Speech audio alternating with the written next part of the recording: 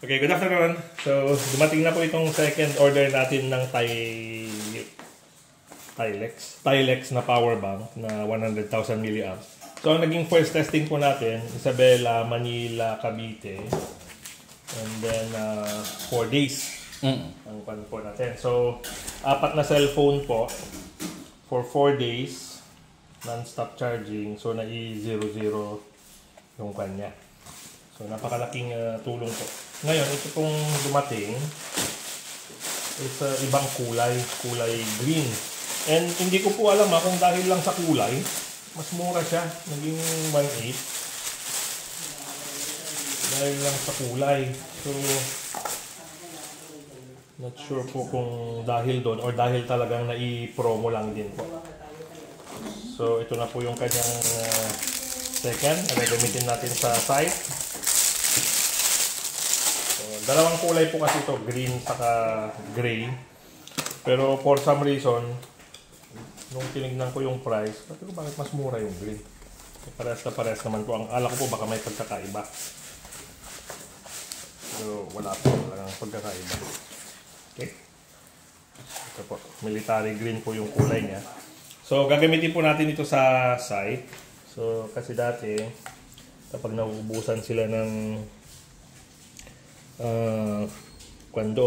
cellphone, battery charge, gagamitin pa nila yung sasakyan para mag-charge. So medyo masyado pong kanyon, hindi maganda sa operation kasi yung sasakyan plus fuel consumption, tapos yung environmental impact natin dahil kalahin niyo po naka-on yung sasakyan para mag-charge lang ng phone.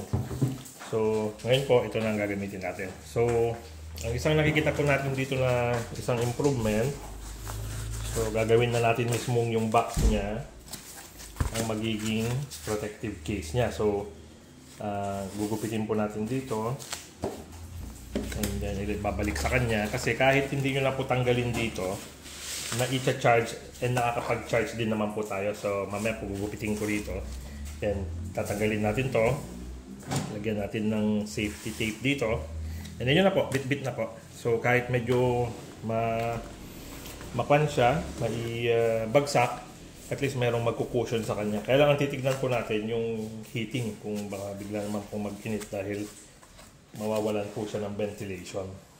So kung sakali, pwede po siguro nating mag-drill dito ng mga butas para lang sumingaw.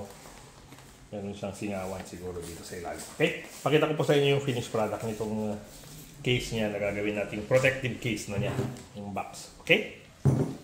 So again, testing. Napakaganda po nitong Tilex na test natin sa isang unit and very happy po si Mang Nelson. Hindi po siya nabigo sa kanyang biyahe ng 4 na araw sa daan. Ito po ang tumulong sa 4 na cellphone nila dahil 3 po sila. May 4 na cellphone in total. Tapos meron pong in ng DC, which is yung solar panel, hindi pa natin nasubukan. And then pwede ring mag-out ng DC. Okay. Kaya lang wala po siyang outlet ng AC. So hindi po katulad nung isa natin, yung may nabili tayong isa na ginagamit natin para sa CPAP machine natin. Merong option yon for AC out. Kasi kung yung pang kuryente lang po yun ng alternating current.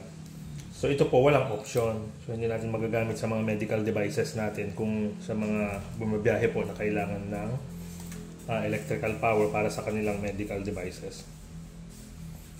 Okay, pero sa price point niya, napakalaking kwan po, napakalaking para sa akin po sa 100,000 mAh, medyo nasa magandang price po yung 1,800 to 2,000 pesos. Okay? Ito po ang ating update sa power bank ng Tilex and 1,000 mAh. So nung nagsimula po yung Bluetooth, nung bumili tayo, again, mura rin po siya noon. Kaso nung sumikat siya, naging mahal na siya. So itong Tilex po, parang bago rin siya. So samantalahin po natin habang bago pa siya, mura pa siya, parang nagpapakilala pa lang sa market. Kapag tumaas po ng tumaas yung demand nito, dahan-dahan din po itong tataas. Okay? So yan po ang ating bagong gamit sa site. Salamat po!